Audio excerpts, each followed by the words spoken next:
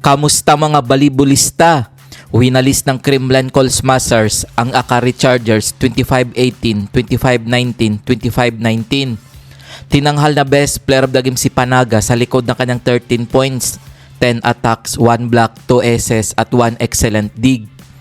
Nag-ambag naman si Bernadette Pons ng 17 points, Carlos 13 points, Valdez 9 points, Negrito 4 points, De Leon 4 points, Panaga 13 points. Para naman sa natalong Akari Chargers, nagtala si Soyod ng 11 points, Laksina 8 points, Nespero 7 points, Domingo 6 points, Michel Cab 2 points, Soltones 1 point, Victoria 1 point. Kung bago ka pa lamang sa channel na to, mag-like na at subscribe.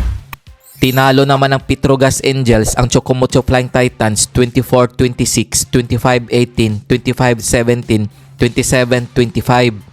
Tinanghal na best player of the game si Brock Van Sickle sa likod ng kanyang 17 points, 16 attacks, 1 block, 12 digs at 22 excellent receptions.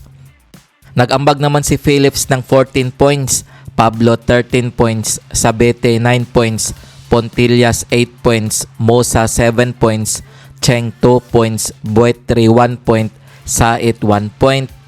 Para naman sa natalong Chocomocho Flying Titans, nagtala si Rondina ng 25 points, Molde 12 points, Nonag 8 points, Tobino 6 points, Mendres 5 points, Ogunsanya 3 points, Cheng 1 point, Alba 1 point, Picana 1 point. Kung umabot ka dito sa video na to, mag-like na at subscribe.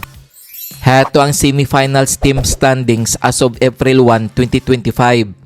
Petrogas Angels 2 win 0 loss 6 points. Kremlin Call Smashers 1 win 1 loss 3 points. Akari Chargers 1 win 1 loss 2 points. Chocomocho Flying Titans 0 win 2 losses 1 point. Kung umabot ka dito sa bahagi ng video na to, mag-like na at subscribe. Heto ang Day 3 Semifinals game schedule ngayong April 3, 2025 na gaganapin sa Smart Araneta Coliseum. Maghaharap ang Akari Chargers at Petrogas Angels alas 4 ng hapon. Maglalaban naman ang Chocomocho Flying Titans at Kremlin Call Smashers alas 6:30 ng gabi. Kung nagustuhan mo ang video na to, mag-like na at subscribe.